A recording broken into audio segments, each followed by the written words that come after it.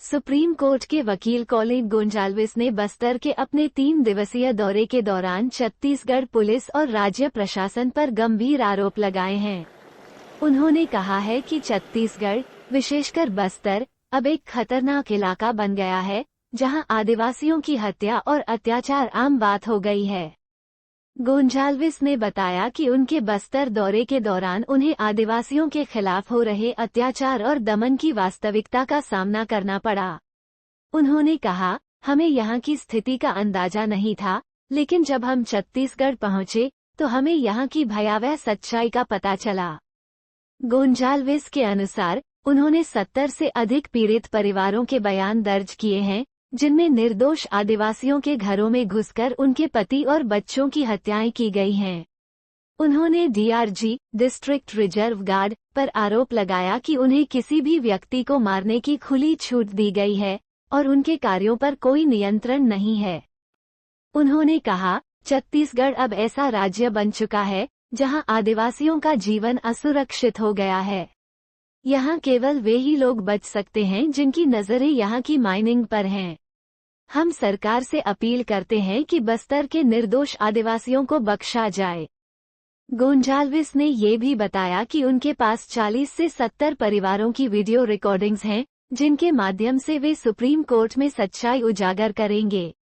उन्होंने कहा, हम जल्द ही सुप्रीम कोर्ट में एक रिट याचिका दाखिल करेंगे, जिसमें एक सेवानिवृत्त डीजीपी द्वारा स्वतंत्र जांच की मांग करेंगे। गोंजाल्विस ने नक्सलवाद की समस्या पर भी जोर दिया और कहा कि आदिवासियों की हत्याओं को बंद किए बिना नक्सलियों के साथ कोई बातचीत नहीं हो सकती। उन्होंने सरकार पर आरोप लगाया कि नक्सलियों और पुलिस के बीच संघर्ष में आदिवासियों को बेवजह घसीटा जा रहा है। उन्होंने कहा, सरकार को ये स्पष्ट करना होगा कि निर्दोष आदिवासियों की हत्याएं बंद हों और डीआरजी की भी निष्पक्ष जांच हो। गोंजाल्विस ने अंत में कहा कि वर्तमान में सत्ता में बैठे लोग बस्तर में शांति नहीं चाहते और इसी कारण आदिवासियों की बड़े पैमाने पर हत्याएं हो रही हैं। उन्होंने इस स्थिति को तत्काल सुधारने की मांग की है। ये बयान बस्तर में आदिवासियों के प्रति हो रहे अत्याचारों और हत्याओं पर गंभीर सवाल खड़े करता है और न्याय की मांग को और मजबूती से उठाता है। हम करीब जिसका हमारे पास हकीकत है सिर्फ उसी का। लगभग कितने? अभी लगभग मेरे ख्याल से 30, 40, 50, 70 फैमिली होगा, क्योंकि अगर हमको मालूम नहीं है हम कुछ बताएंगे नहीं। जज साहब के सामने जो हमें 100% मालूमात है वो करेंगे जज साहब के सामने, ताकि जज साहब जब पूछेंगे लोगों से कौन है पिटिशनर नंबर 5, ठीक है हिदमे इधर आओ, चलो फिर क्रॉस एग्जामिन करेगा हिदमे को, हिदमे तुमने ये बताया, कब हुआ, कैसा हुआ। हिदमे सीधा जवाब दे पाएगा। हिदमे ना इधर देखेगा उधर देखेगी, कुछ नहीं, दिल से उसके बातें आएंगे। सब सच बात है सर, सब सच बात है। आज हमको सीखने को मिला, छत्तीसगढ़ की असली जो परिस्थिति है ना, सीखने को मिला। हमें लगा कि हमको मालूम है, लेकिन हमको कुछ मालूम नहीं था पहले, लेकिन अभी सीखने को मिला। तब तक ये तो घटनाएं घटती सर टेबल टॉक नहीं होगा, बताओ क्यों? सबसे पहले तुम अपना मर्डर का जो कार्यक्रम है बंद करो। देखिए सर, होम मिनिस्टर, सेंटर का होम मिनिस्टर, उनके पास इंटेलिजेंस का रिपोर्ट है, ये 100% है, 100%। कौन नाक्सल है, कौन बेकसूर है। हाँ सर, परिस्थिति के बारे में मैं शुरू करना चाहूँगा। और छत्तीसगढ़ के बारे में बहुत पढ़ने को मिला। हमारे कुछ दोस्त लोग हैं छत्तीसगढ़ में जो बताया कि हकीकत ये है, लेकिन जब हमारा मीटिंग कल परसों शुरू हो गया और लोग आए, आदिवासी लोग आए, गांव से, दूर के गांव से आए, बहुत दूर से आया, हमें शॉक जैसा लगा। हमें मालूम है स्थिति, फिर भी हमें शॉक लगा कि जिस तरह से अत्याचार हो रहा है, जिस तरह से दमन हो रहा है, जिस तरह से बेकसूर आदिवासियों पर हमला हो रहा है पुलिस से ये मैं कभी सोच नहीं सका, मैं सपना नहीं देख सकता कि ये हकीकत होगा छत्तीसगढ़ में। तो आंखें खुल गए और हैरान हो गया, क्योंकि रास्ता आगे का रास्ता क्या है, क्या सलूशन है, क्या करना चाहिए। 70 के ऊपर लोग बयान दिया, हमने 70 लोगों का बयान वीडियो में लिया। और सर मेरा आपसे प्रार्थना है, प्लीज़ आज शाम तक सभी का मोबाइल पर ये 70 लोगों का बयान आपके मोबाइल पर आएगा।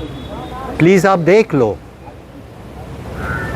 अच्छी तरह से देख लो, क्या ये लोग जो है बेकसूर आदिवासी, उसका गोद में बच्चे थे, एक के बाद एक आप देखोगे महिला है और गोद में बच्ची है, और ये बता रहा, आंसू निकलता है और वो बयान दे रहा है कि उसके घर में घुस के हस्बैंड को पति को मारा, माँ को मारा, उसके बच्चे को मारा।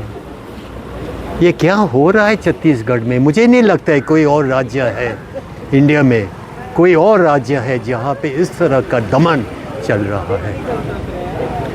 और ऐसा दमन अगर चलता है तो एक ही निष्कर्ष पर मैं आ सकता कि ऊपर से ग्रीन सिग्नल हो गया कि जाओ पुलिस फोर्स, तुम जाओ, डीआरजी जाओ, आराम से जाओ, जो करना है करो।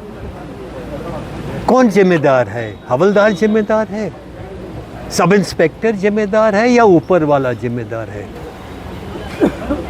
पूरा उनको इजाज़त दिया कि जाओ करो। तुम पुलिस फोर्स में आ गया, डीआरजी, सरेंडर्ड मिलिटेंट्स थे तुमको सब रास्ता अच्छी तरह से मालूम, जाओ जो करने का है करो। कोई नियंत्रण नहीं है इनके ऊपर, कोई नियंत्रण नहीं है। जो छत्तीसगढ़ सबसे खतरनाक स्टेट है, यहाँ रहना मुश्किल है।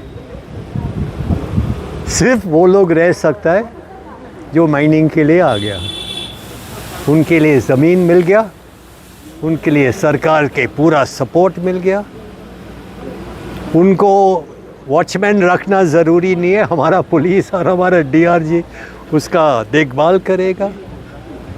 लेकिन बेकसूर आदिवासी का देखभाल कौन करेगा? चीफ मिनिस्टर करेगा, प्रार्थना करेगा, सर प्लीज़ इनका जान बचाओ। होम मिनिस्टर से हम लोग रिक्वेस्ट करेगा, सर इनका जान बचाओ। क्या करते तुम लोग, क्या करते? तुम लोगों का सुरक्षा के लिए है, तुमने इलेक्शन जीत गया, तुम्हारा पार्टी आ गया पावर में, ये पावर को गलत उपयोग मत करना सर, गलत उपयोग मत करना। आगे क्या इसलिए हम आए, क्या होता है तब बंद हो जाएगा, तब छत्तीसगढ़ में शांतता होगा। सर देखा जा रहा है कि पुलिस की तरफ से आदिवासी की मौत हो रही है, एक्चुअली नक्सल से भी आदिवासी की मौत हो रही है, तो क्या लग रहा है सर, नक्सल पुलिस आदिवासी? सर ऐसा मत करो। पुलिस, सरकार और नक्सल के बीच में वॉर चल रहा है, ये सभी को मालूम है। वॉर हमारा सरकार भी करते हैं, वॉर हमारा नक्सलाइट भी करते हैं, सभी लोग। आदिवासी उसके बाहर है, इस वॉर के बाहर है। लेकिन दोनों में पीस रहे सर सरकार का कला होता है ना, इसमें आदिवासी को लाना, इस झगड़ा तुम्हारे बीच में, नक्सल के बीच में, जो सरकार करना चाहते उसके बीच में हम नहीं आ सकते, उसके बीच में हम आलोचना भी नहीं कर सकते, उसके बीच में हम ये नहीं कर सकते, वो नहीं कर सकते, हमारे हाथ के बाहर है। सॉल्व करो सरकार, तुम्हें मालूम है रास्ता, सॉल्व करने का रास्ता। लेकिन ये मत बोलो कि ये जो लोग हमारे मीटिंग में आया और इसके अलावा 70 लोग आए, लेकिन 150 लोग हैं जो जान से मारा 2024 में, ये मत बोलो कि ये नक्सलाइट है और उसको जान से मारने के बाद, पुलिस जान से मारने के, ये मत प्रेस के सामने बोलना कि ये सब नक्सलाइट थे। हमारा नाम से ये मत करो, ये बेकसूर आदिवासी थे, ये नक्सलाइट नहीं थे। उसके हाथ में जब तुम मारा उसको, उसके हाथ में कोई हथियार नहीं था, कोई चाकू नहीं, कोई AK-47 नहीं, कोई बम नहीं, कुछ हथियार नहीं था। और ये बताओ, जब उसको मारा, जब इनकाउंटर होता है तो फायरिंग सरकार के तरफ से, फायरिंग टेररिस्ट के तरफ से, इधर भी लोग मरते हैं, इधर भी लोग मरते हैं। हमको जब मारा, कौन फायरिंग किया तुम्हारे ऊपर? आदिवासी को मारा तो पुलिस के ऊपर कौन फायरिंग किया? कोई नहीं फायरिंग किया। पुलिस ऑफिसर को कोई नहीं, कुछ नहीं हुआ, किसी को मामूली भी जख्मी नहीं हुआ। तो सर, जब आप बात करते हो नक्सलाइट के बारे में, उसमें बेकसूर आदिवासी को उसमें मत जोड़ना प्लीज़। ये झूठे बातें हैं, ये सालों से ये परंपरा हो गया सरकार का। इसको मारा, इसको मारा, इसको मारा, सब नक्सलाइट थे। हम इंक्वायरी करना चाहते, अगर हम नक्सलाइट है, हमारा परिवार के लोग नक्सलाइट थे, तो हम इंक्वायरी मांगेगा, इंडिपेंडेंट इंक्वायरी मांगेगा। हम इंक्वायरी मांग रहा है कि बाहर का ऑफिसर लाओ, इंक्वायरी करो। और अगर हमारे परिवार के लोग नक्सलाइट थे, हमको जेल में बंद करो। हिम्मत है तो नक्सलाइट से फाइट करो। हिम्मत है सरकार को, पुलिस को, नक्सलाइट से फाइट करो। हमारे गांव में मत आना, हमको मत ख़त्म करो, हमको मत टॉर्चर करो। क्या क्या क्या मज़ा मिलता है? क्या क्या क्या क्या मिलता है तुमको? हमारा आदिवासी पर हमला करना क्या मिलता है तुमको? हाँ, मालूम है तुमको इनाम मिलता है, तुमको मेडल मिलेगा, लेकिन ये गलत है। बेकसूर आदिवासी को मारना और उसके बाद पैसा देना, उसके बाद इनाम देना। इनाम क्यों? इनाम क्यों? क्या बहादुरी दिखाया तुमने? हमको मारने से तुमने क्या बहादुरी दिखाया? क्या ड्यूटी किया? तो सर, ये बताने के लिए आया, ये जांच करने के लिए आया, ताकि छत्तीसगढ़ में भगवान जाने कब आएगा शांतता, मालूम नहीं कब आएगा। मुश्किल है आना, क्योंकि हमारे पावर में जो लोग हैं ना, वो शांतता रखना नहीं चाहते। सर, अभी सुप्रीम कोर्ट में कितने लोग सुप्रीम कोर्ट? देखिए, जैसे मैंने बताया, सबसे पहले हम शायद 1 महीने के अंदर, 2 महीने के अंदर सुप्रीम कोर्ट में हम एक रिट पिटिशन, एक याचिका शुरू करेगा, दाखिल करेगा। और हमारा डिमांड ये है कि जो भी हुआ छत्तीसगढ़ में, मेरी बात मत मानो, किसी और की बात मत मानो। इंडिपेंडेंट छत्तीसगढ़ के बाहर के पुलिस ऑफिसर को लाना, रिटायर्ड DGP को लाना, और उनके हाथ में जिम्मेदारी देना पूरा इन्वेस्टिगेशन करने का। और इन्वेस्टिगेशन में अगर आदिवासी को पकड़ेगा कि ये किसी ने का मौतें किया, पकड़ो उसको, कोई बात नहीं। लेकिन अगर बड़ा ऑफिसर वो अगर दोषी मिल गया तो उसको भी अरेस्ट करो।